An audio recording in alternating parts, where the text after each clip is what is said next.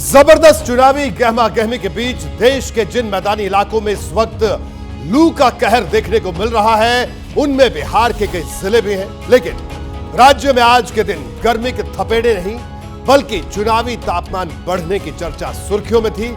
आज यहां की 5 सीटों पर वोटिंग हुई। इसमें लालू यादव की बेटी रोहिणी की सीट सारण भी थी। इसके साथ ही हाजीपुर में रामविलास पासवान के बेटे चिराग पासवान की किस्मत भी ईवीएम में लॉक हो गई।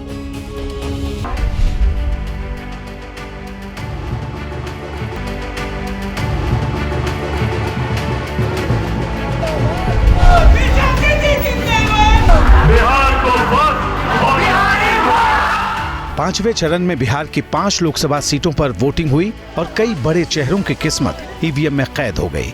इसमें सबसे चर्चित चेहरा रहा लालू यादव की बेटी रोहिणी आचार्य का, जो पहली बार चुनावी मैदान में उतरी थीं।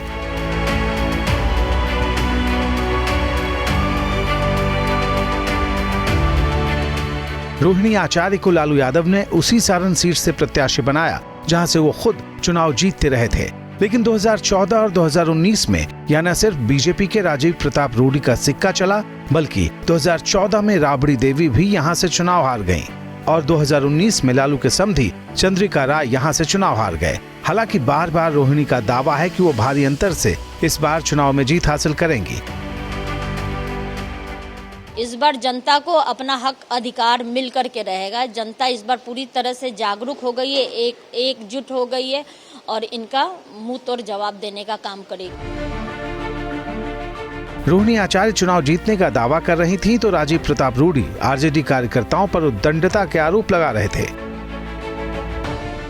राष्ट्रीय जनता दल के कार्यकर्ता हार की स्थिति में उद्दंडता पर आ गए हैं, मारपीट कर रहे हैं। जब किसी पार्टी के लोग और विधायक मारपीट पर उतारू हो जाते हैं, निश्चित रूप से हार के संकेत वैसे पार्टी का मिलने लगता है।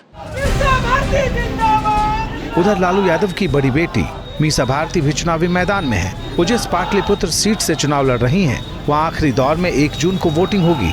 मीसा लगातार लोगों के बीच यहाँ पहुँच रही हैं। देखिए 10 वर्षों से तो मोदी जी ने बहुत सारी गारंटी दी, तो जनता ये देख रही है कि 10 वर्षों में जो गारंटी पूरा नहीं किया, जिसकी गारंटी वो दे रहे थे, जो वादे कर रहे थे, तो एक बार और क्यों उनको मौका दिया जाए। 5वें दौर में बिहार के हाई प्रोफाइल हाजीपुर सीट पर भी वोटिंग हुई। इस सीट से 2019 में रामविलास पासवान के भाई पशुपति कुमार पारस चुनाव जीते थे, लेकिन इस बार काफी विवाद के बाद चिराग पासवान ने यहाँ से चुनाव लड़ा। उनका दावा है कि इस बार की जीत से कई रिकॉर्ड बनने वाले हैं। विकास और मेरे पिता का नाम पर्यायवाची रहे हैं हाजीपुर में। जो कार्य उन्होंने किए हैं उसको आगे बढ़ाने के संकल्प के साथ मैं निकला हूं। 55 साल में आज तक कोई हाजीपुर का बेटा एमपी नहीं बना, इसलिए हाजीपुर की तमाम मतदाता ने यह निर्णय लिया कि हाजीपुर का बेटा ही हाजीपुर का एमपी होगा और शिवचंदा राम ऐसे लोगों को जो है कि मदद कर रहा है। बिहार में 5वें चरण में मुजफ्फरपुर, सीतामढ़ी और मधुबनी सीट पर भी वोटिंग हुई। ये सभी सीटें 2019 में एनडीए के पास थीं, जिस पर इस बार महागठबंधन ने जोर लगाया है। अब तक बिहार के 40 में से 24 सीटों पर वोटिंग हो चुकी है, जबकि बाकी 2 चरणों में 16 सीटों पर मतदान बाकी है। बिहार की 5 सीटों पर शाम 6 बजे तक 53.60% मतदान दर्ज हुआ। अभी फाइनल आंकड़ा आना बाकी है, लेकिन आज सारण सीट पर दिन भर माहौल गरमाया रहा। यहां से चुनाव लड़ रही लालू प्रसाद यादव की बेटी रोहिणी आचार्य ने आज एक सनसनीखेज इल्जाम भी लगाया।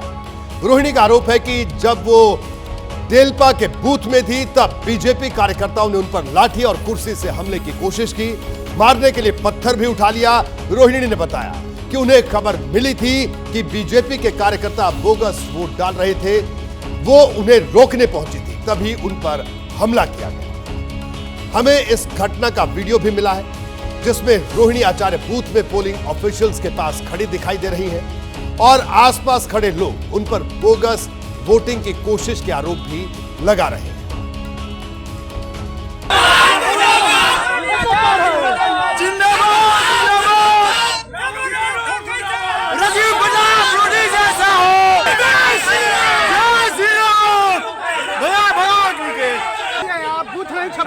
आप जाइए, बूथ नहीं छपाएगा। आप जाइए, आप बूथ छपवाने के लिए आई हैं, बूथ नहीं छपाएगा।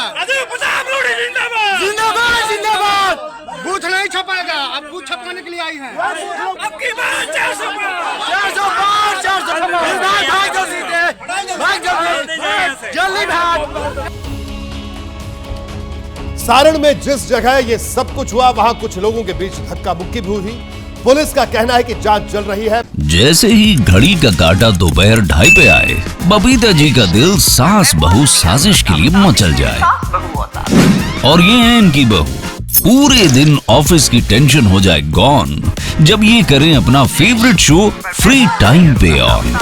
इनकी तरह आप भी देखिए अपना फेवरेट शो अपने टाइम पर और डाउनलोड कीजिए एबीपी लाइव ऐप अपने स्मार्ट टीवी पर।